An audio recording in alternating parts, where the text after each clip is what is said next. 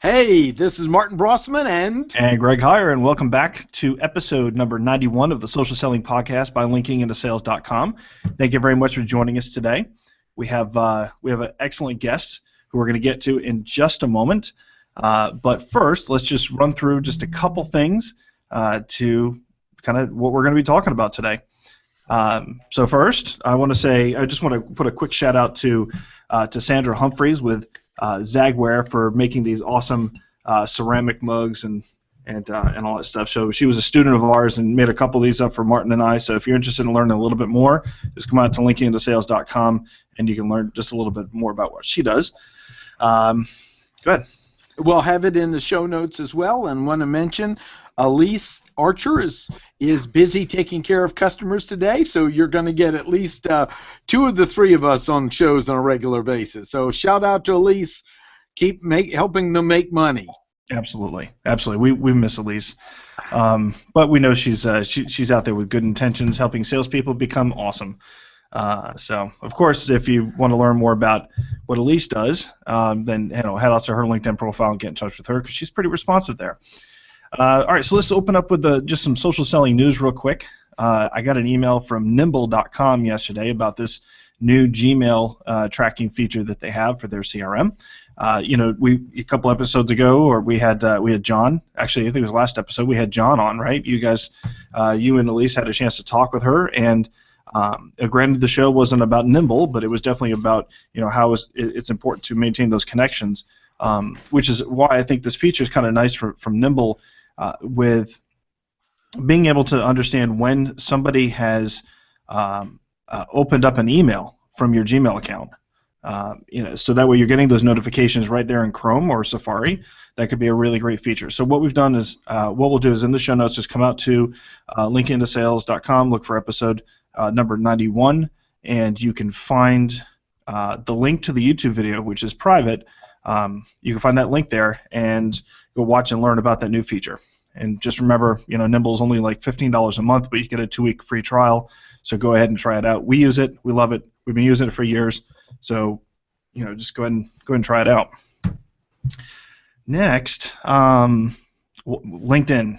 They beat Wall Street's expectations. Much better than last time that they didn't, right?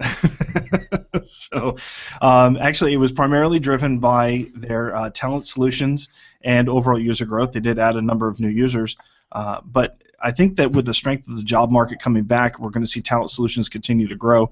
But I think what analysts are looking for right now with LinkedIn is what is Sales Navigator going to do, and what is lynda.com going to do for them as well. So let's keep an eye out for that. But other than that, I got a link to Bloomberg.com article and video about that. And then one last thing is Q.co. I want you guys to go check out this service. They do hand-curated suggestions of content that you can add to your buffer account that you can then take and share out there. I've had some exchanges with the owners there, with the two guys that founded the company. Excellent service so far. I've been very, very impressed with the results that's been coming out of that. Content is awesome. Thankfully, it's all hand curated, so it means everybody's kind of checking it out. But check out Q.co, and I'll have an article about that up on linkinintosales.com about the 2 months that I've been using it so far and what it's kind of done for me on Twitter. But just in case you don't get out to the post, go to QUUU.co. That's QUUU.co. All right. Martin, why don't you talk about our sponsor? Yes, our sponsor, NC State Technology Training Solutions, that offers all types of professional training, from Excel to how to develop products and services, to design, to the course I do with Karen, which is Social Media Management Certificate Program, and the course Greg and I do, which is Social Selling with LinkedIn. And this is over at NC State. It's a nonprofit group. And Greg, would you state how they can learn more about it? Yeah, absolutely. So if you're in the Triangle area or just happen to be in the area, and you want to learn more about the courses they have available, just go out to linkinintosales.com/NCSUTTS to learn a little bit more. That's linkinintosales.com/NCSUTTS. Excellent. Very good. Now let's get to our guest. Yeah. I wanted to hurry up and get through that part as fast as possible because we've been dying to talk to Jack for a while, right? So we got Jack Kosakowski. Did I pronounce that right? Jack, are you there? Oh, got quiet. Yeah, you nailed it, man. Oh, good. Okay, good. Perfect. Nailed All right, it. so Jack comes to us from the Creation Agency. He is the head of B2B social sales strategy there. And actually, it looks like he is a chief sales disruptor as well. I think might be a fun title for him. And he's also the co-host of the Sales Tech Talk podcast, which is a brand new podcast that just launched not too long ago. So make sure you do go out and check out that. Love to learn a little bit more about what's going on with your podcast too, since we're podcast creators. We definitely love to know when some really cool podcasts come out there. So, but thank you very much for joining us on the show. You've been in the social selling space for a while. You have an incredible reputation that precedes you, and we're very grateful for you to take the time to come on to our show. The one reason, or I mean, there's many reasons why to have you on, but the primary reason, which I think is really important for folks who are listening to realize about Jack, is that Jack is a practitioner of social selling. He's not just an advocate. He's not out there yakking about it. He's actually a practitioner, and I've seen him perform. I've heard rumors all the way from Arizona, where he resides, about what an outstanding job he does, what kind of a salesperson he is. So I want you guys to meet him, get to know him, and learn from him because he is amazing. So, Jack, thank you very much for joining us. Hey, well, I'll take that intro any day, man. If you want to say that again. Yeah, just my background, because I believe that there's like a lot of fluff, like, social selling gets kind of a fluffy title sometimes, right? Buzzword. But, my title was act on for 2.5 years. So I had a $160,000 quota every quarter. And, in 2+ years, well, I guess just in 2 years, not even the half year, I've never really included this in there, I did over, $1.2 million in sales, right, in revenue, with the average deal size of $9K. I mean, I'm not talking big deals, I'm talking lots of deals. At 9 to 12K, mid-size, mid-market, SMB, enterprise, all kinds. So that's my background, and really I've made it a mission to put processes behind social selling so that it actually kind of becomes part of the sales process, right? Which I think is a missing link in social selling today. It's like, well, what do I do? Well, you just don't do social selling, right? Like, you have to have a process, you have to have KPIs, you have to have a start goal and an end goal of what you're trying to achieve.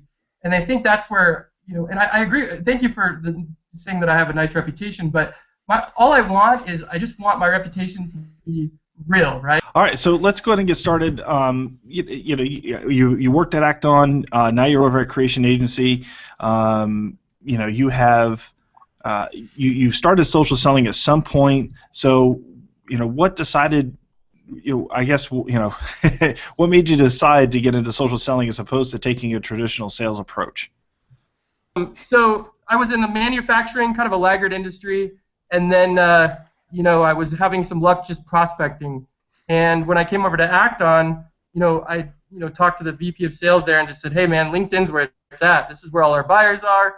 They're forward-thinking technology users. I'm going to try this thing out. Kind of got laughed at, and then once they laughed the first time, it was on like Donkey Kong. I was not going to let anybody say that there was a naysayer in social selling. So I wanted to prove that it worked, and started writing processes behind it. And every time I'd get a win, I'd write about it and how I did it, and just proved everybody wrong, right? That was my goal. I think that's really good, because my next question is, how did you keep from being fired taking on social selling? And the way I'm saying this jokingly, but we actually years ago there was a guy that was in radio B2B sales I knew, and he was killing it by using social, and he actually got fired because they said, we don't use social, you're not using our process, and we think you're doing something unethical because your sales are so high. And I don't think that's a realistic risk, but I think it's important if you just state a little bit more. You probably weren't just pushing in their face. You kind of drew back, smiled, and then proved it. Is that right? Yeah, to a certain extent, I have to tell you that I was very lucky to have a VP of sales and a director of sales that, believed in me. And the thing is, what I was told was, we don't care what you do as long as you hit quota, right? So, that was my number one goal was to hit quota, and social was just the vehicle of how I got there. Quarter after quarter. I think I was there 10 quarters, and I missed 2 of them, right? And I missed 2 of them very, very just a little bit. And the other thing is, I went to President's Club. I was top 5 in the company. So I think that, the numbers proved the process. And as long as I was, there was a little friction, don't get me wrong, at times. But I think that, numbers meant more to act on, and they believed in me. So, I just have to say I was lucky that they let me go as long as they did. If that makes sense. That does. So obviously, I mean, it sounds like the management has to have, they have to have trust in you, not just in believing in, it's whether or not it's social selling versus traditional sales, but they actually have to believe that the rep can actually accomplish, their quotas by using, these different sort of techniques. Is that right? Yeah, I mean, the numbers have to be there, right? I think that, what you see is you see a lot of social selling people talk about social selling, but then they never talk about their numbers, right? So I'd like to see more of that. I would like to see more salespeople and more, marketers or whoever it is talking about social selling. That's great, you talk about it, but let's talk about what your results are and put it in content, right? We need more of that. I agree, but then again, you also have those organizations that are like, don't share your numbers, but we, of course, we want to. I don't think you have to share your number, your Right. actual number, but I don't think that they would be mad that if you said, hey, I did this, this, and this, and I, hit quota. That's a lot different than sharing your numbers. That's true. I think there's just too many people that talk about it, but they're not carrying a bag, or if they are, they're not letting people know that their numbers being hit because of it. And I think that if we start to hear those type of stories, and we read that type of content, that's when executive leadership goes, oh boy, this works, right? Yeah. And we're not having enough of that, right? I wholeheartedly agree, and we definitely wish that we could have more folks like yourself who are out there and are willing to talk about some of the successes that they had used in order to achieve quota and exceed it. Hopefully, I mean, we hear some of the stories out of LinkedIn as well about how reps are using their platform in order to exceed quota, and what the likelihood of someone using certain platforms are going to they're going to be achieving quota and things like that. But there aren't enough people out there. I agree with you. There aren't enough people out there who are saying that we're making quota because we're doing social selling. Well, and the thing is, there are people doing it, right? I know them. Yeah. So I think that maybe we, as kind of the forefront leaders, thought leaders, have to start amplifying their message, right? Because they might not be the ones that are like just all over the place going me, right? Because those are the ones that are in the weeds using it. But we've got to find those people. We've got to amplify their message, and we've got to figure out what are they doing, right? Because that's what people want to hear. Exactly. So, what do you think probably is the most useful aspect of social selling itself? Getting connected, right? I think that the number one reason in sales that we suck, at all organizations at all levels, is because we are usually having a demo and having a sales meeting with the wrong person, right? Middle of the line, they can't make a decision. We're not to the decision makers. So I think that social selling strengthens your sales process, because essentially if you're doing it right, whether you're prospecting or nurturing, in the middle of the sales process or at the beginning, your whole goal should be to get connected high, right?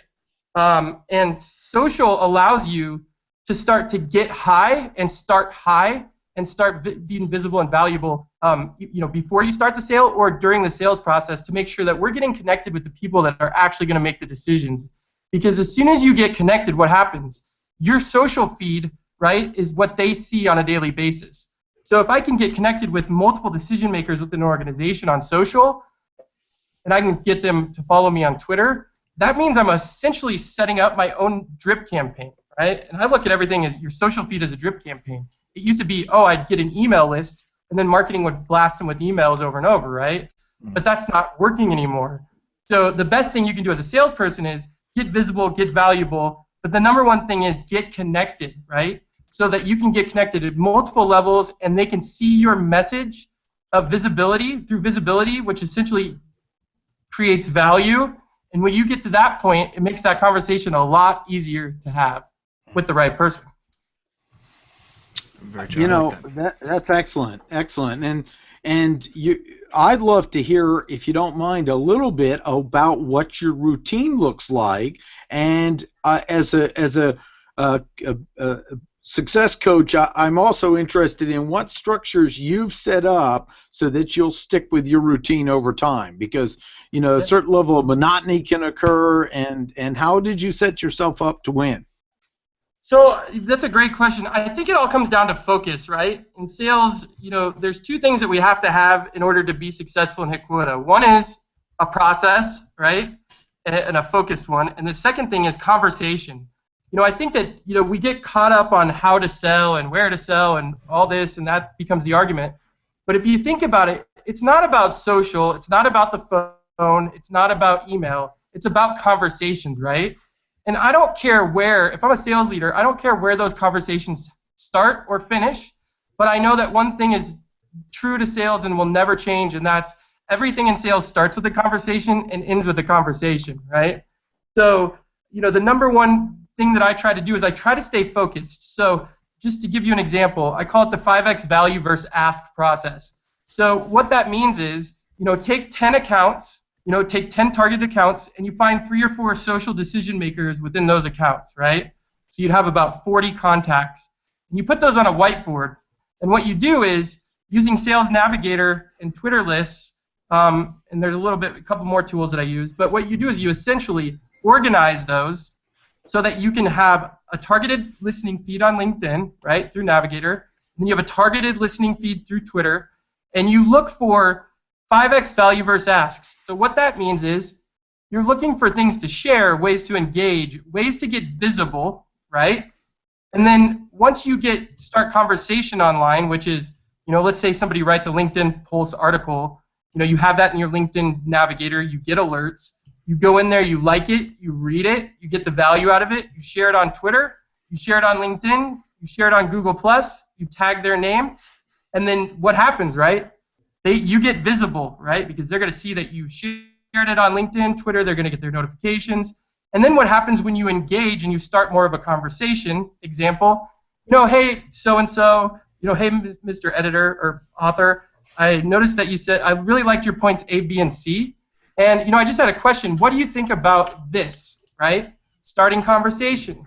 Once you've got a couple engagements back and forth, whether that's on Twitter or LinkedIn, now the third X, I call it 3X, 5X value, but the third X, you lead with value messaging and you get connected, right? And then once you get to 5Xs, you automatically have to move offline with the most social contact within that account.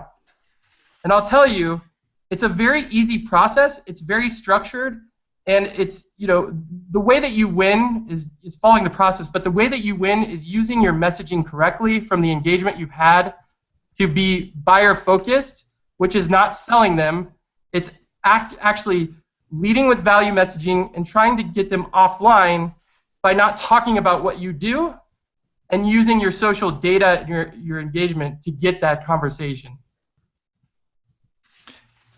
Sounds good, Greg. Yeah, no, that's excellent. I like the 5X approach. I think that that actually helps probably a tremendous amount of people with, or just it helps a tremendous amount of sales folks in particular just kind of understand, like, when is it that I take them offline?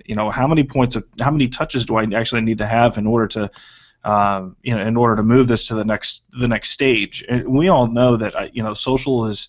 You're really not supposed to sell on social, but it's. I think this kind of lays it out very, very nicely, and obviously from a successful person such as yourself who has used this and applied it, I think this would be extremely helpful, and we'll actually drop that into the show notes and make sure that folks can go back and read that, because I think there's a ton ton of great value that will probably change how people are unsure about approaching social selling.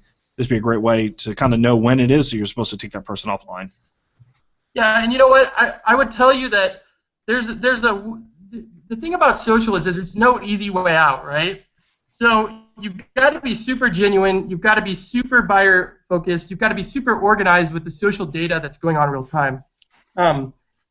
And if you think you're going to spam an email over and over and over and you're going to get a result, that's garbage. Don't do that. You can't do those things. There's got to be a personal touch, and you've got to put the time in on the front end to get the result on the back end. It's the only way that this stuff works. Right. I agree with you there. I think that actually social selling is getting somewhat of a bad rep because of all those folks that are sending out those first messages that say, oh, by the way, it looks like you could probably use this service. Here's all my services. We just connected on LinkedIn, so I'm going to spam you. Right. So it's kind of getting out of control. That's the scary.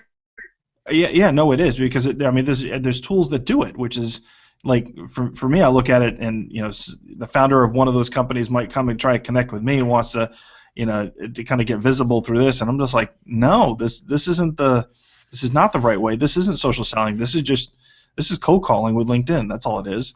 Or social bludgeoning. Something. I don't know. There's one company out there that kind of bugging me because they create fake Twitter followers with actually pictures of attractive women, and they're just using it to try and expand their service. It's not cool. I'm not down with that. But I guess they kind of well, I'm down with attractive women. I have one. I'm good. But, hopefully my wife is. Hey, stop while you're behind.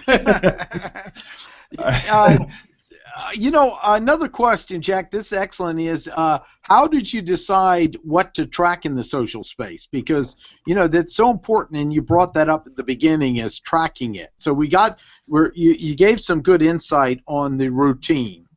And I do want to ask also a little more on the routine. Would you paint a day in the life of as you built it? Because this is so rich you're giving. What did it look like? Did you get up in the morning, get your coffee, check LinkedIn, and then also how'd you decide what to track? Because you were a pioneer. No one gave you track these things.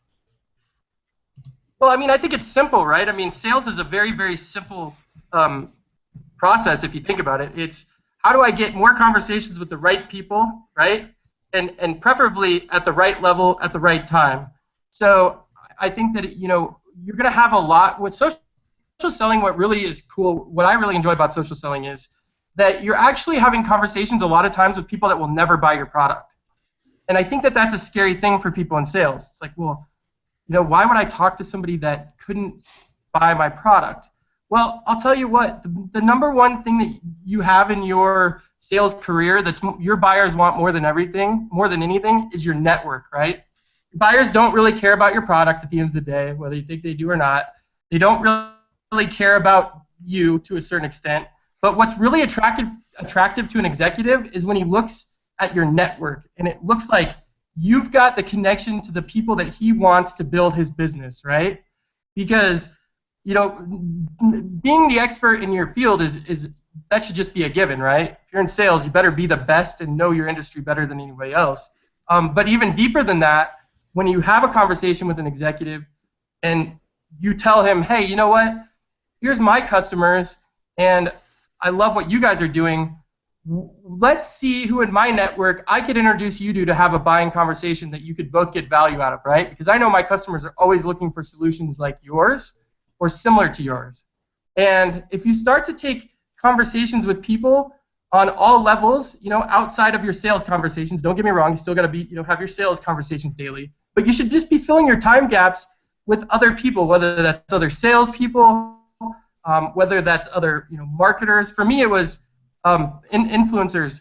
What a lot of people don't realize in sales today is that you think you got the deal, and the decision maker says, hey, there's 3 of you left. I'm leaning towards you guys. We'll have a final decision on Friday.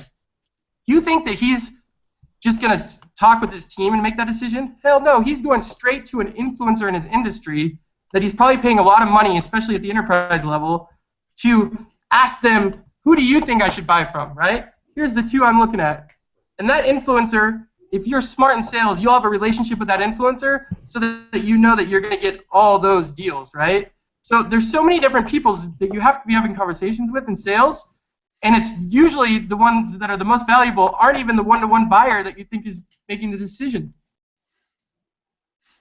That's great. And again, now I'm going to get the part 2 is, what does a day in the life of doing this look like for you? I mean, you hit it early, or you set aside time? Do you make sure you turn off your status updates on things so you're focused? A few of those little things. People love that. Well, I mean, me, I'm a content connoisseur. So, my day, I wake up and I engage with people on Twitter.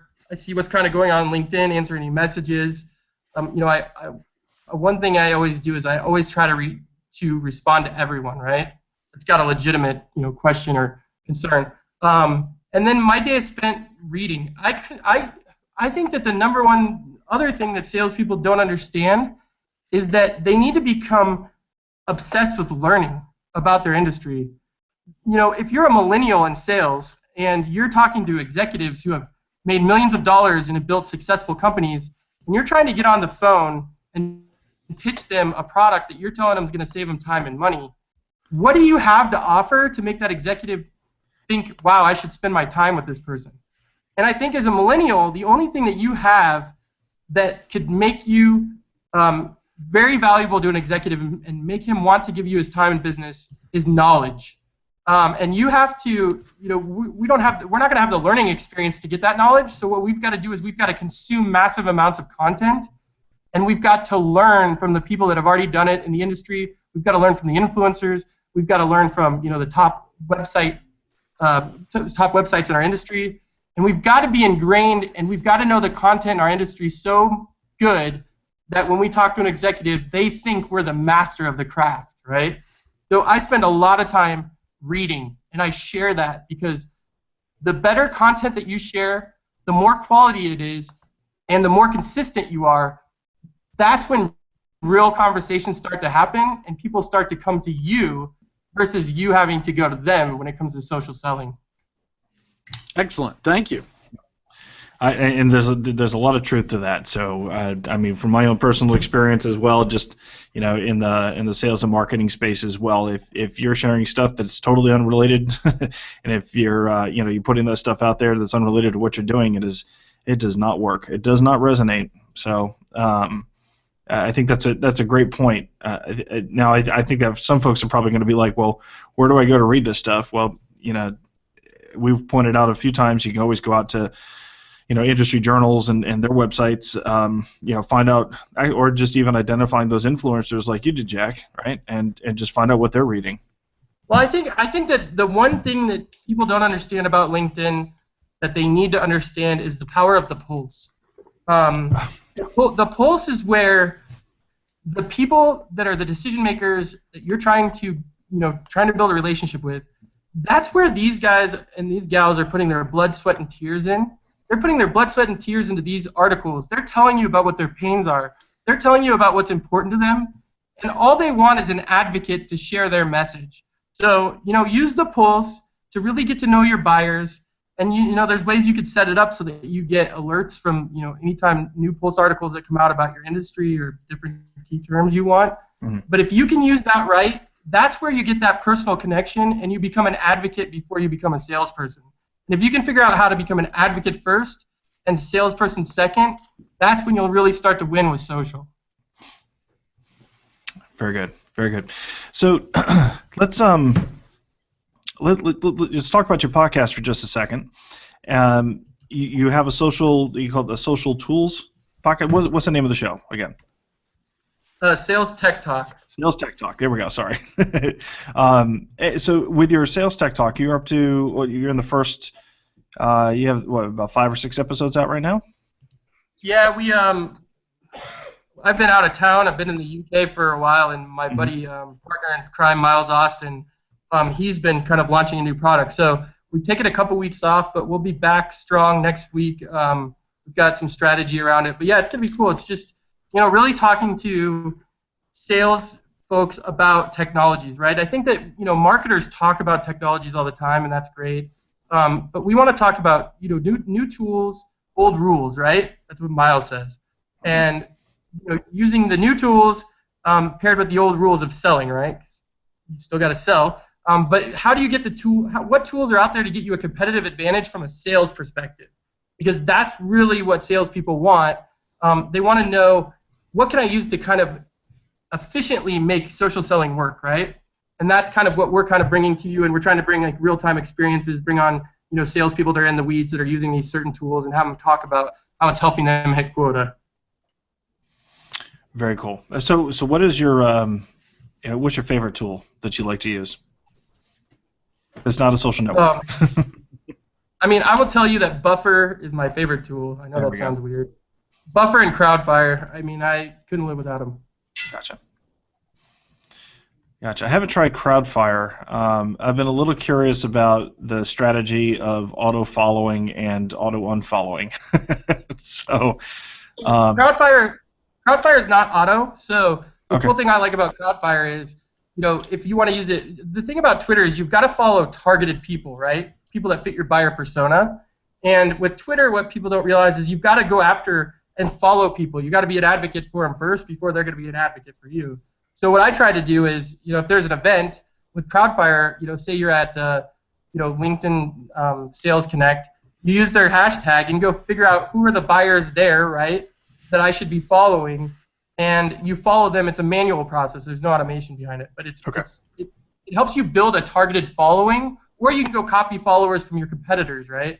Say you're selling marketing automation, for Acton, you could go to Marketo and follow all the VPs of marketing that follow Marketo. That could be your target buyer, right? Excellent. Nice. Excellent. I don't think I've tried out Crowdfire yet, but I definitely am a huge fan of Buffer. But I'm going to check out Crowdfire because I haven't. I'm of the persuasion of letting folks kind of follow me based on the content that I'm sharing, and then I'll determine if I should follow you back. So it's a manual process for me, but the one tool that I rely on is it used to be called unfollowers.com. Now it's called Status Brew. But that one lets me know which of those people that I followed back had just unfollowed me. So actually, Crowdfire is unfollowers, isn't it? I thought that was what Crowdfire turned into. No, that was Status Brew. Oh, interesting. Yeah, so Crowdfire does that too, and it's free. It's free, man. You can't beat it. No, I was just looking for the pricing button. One of the things, Greg, is with Twitter, you got to be it's more of a proactive type, reactive type of thing. With LinkedIn, I don't just follow anybody, right? But with Twitter, I do actively follow, 200 to 300 new people per week, but it's all targeted people, right?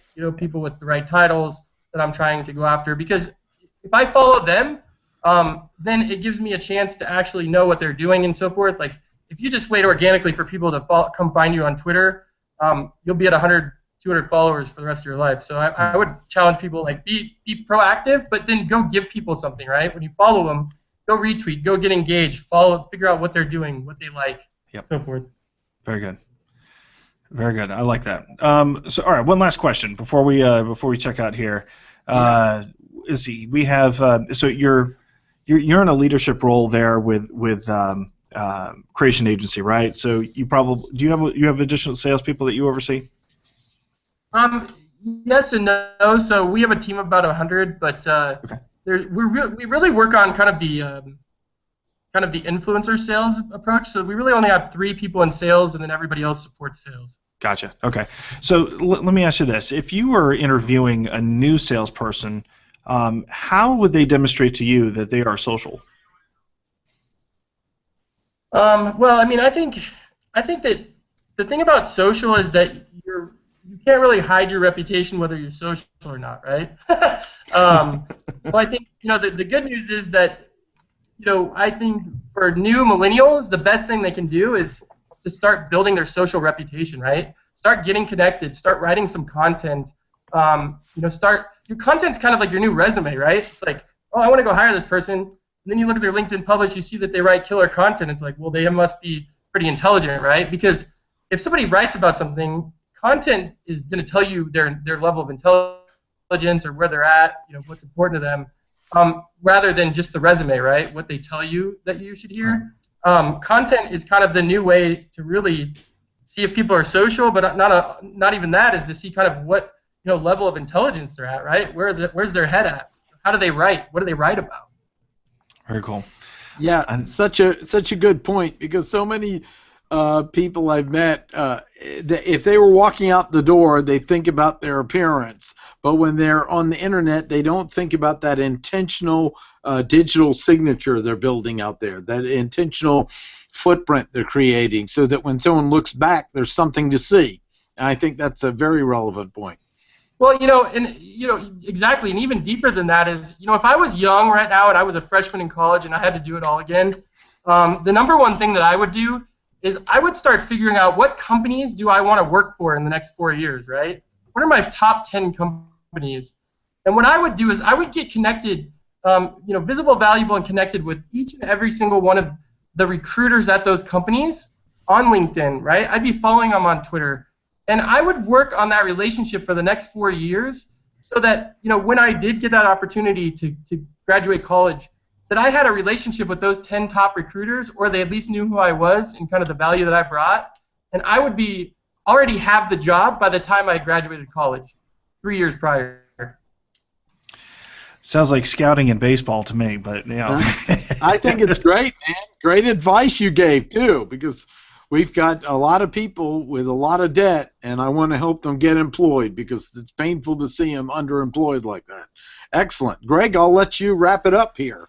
Well, first of all, Jack, thank you very much for joining us today. I think this is excellent. I think we'll have you on again in the near future, maybe with a little better scheduling. So, right. Maybe better video next time. And that too. Yeah, definitely.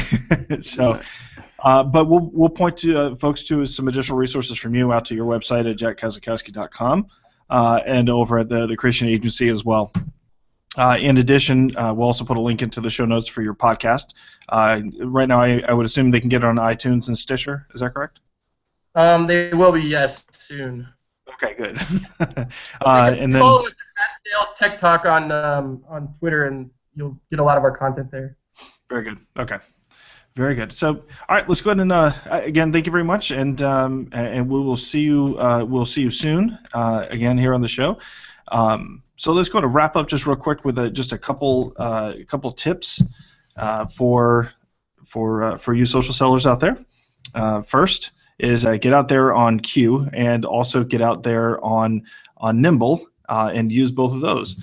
I would strongly recommend using Nimble, so that way you can take advantage of this new the Gmail tracking feature, as well as you have the ability to store those templates in your Nimble account, so that way when you do group messaging, you can send those out. You don't have to worry about typing out a whole lot of messages. It will do some merging as well. So definitely check that out. Sign up for the 2-week free trial there, and then Q. Oh my gosh! I mean, at least sign up and get the 2 free, the 2 free posts that you could do with their free account. Definitely go out there and check it out, and make sure you have a buffer account when you do it. Okay, Martin, you got any other tips? Yeah, there's a really good site called socialselling.training, where you can get 2 free courses on how to set up your LinkedIn and your Twitter account, with more coming down the pike. Yep. And so I just thought I'd mention that as well. That's a great thing to mention, because we do have a number of students who have actually come in. We've actually a couple hundred students have come in and signed up and have taken the free courses. If you want to learn how to make your profile better on LinkedIn and on Twitter, we have absolutely free 2 courses out there. You're not going to get inundated with spam messages or anything like this. They're there for you. We're here to support you as well. So if you have any questions about the courses while you're taking them, you can always reach out to us on Twitter or LinkedIn or anything like that. So. Absolutely. And Greg, we have Google coming down the pike. Are we ready to mention that yet? Or no, absolutely. Yeah. So if you've been listening on Stitcher and or iTunes and are just plain sick of the apps, then Google Play Music. You can now find the Social Selling Podcast by linking into sales on Google Play Music in the podcast section. You don't need to be a paid subscriber of Google Play Music in order to get access to this. It's available to everybody. So definitely go out there, take a look for the Social Selling Podcast or Linking into Sales, and we should show up there. And make sure you check that you've updated your apps as well to make sure you have the latest version of Google Play Music. Also, I think there might be a refresh button in there you might need to click on for some folks too. But go out there and go check it out. Pretty good service as well. So, but if you're looking to try to trim down the number of apps that are on your phone and you want to keep Google Play Music, you can find or at least some of your podcasts in there. They're growing the library out there. That's it. And this is Martin Brossman with Lease Out Working and Greg Hyer, and you've been watching or listening to the Linking into Sales. So, let me back that up a second. And this is Greg Hyer. You've been watching or listening to the Social Selling Podcast by linkingintosales.com. Don't forget, you can follow us on Twitter. You can find us on LinkedIn. Join our LinkedIn group. You can also add our Google Plus page to your circles. Don't forget about our Facebook page. You can come out and like us out there, so that way you never miss us on Facebook. And then, of course, go out to socialselling.training for additional training and resources from us. Thank you very much, and you have a great day.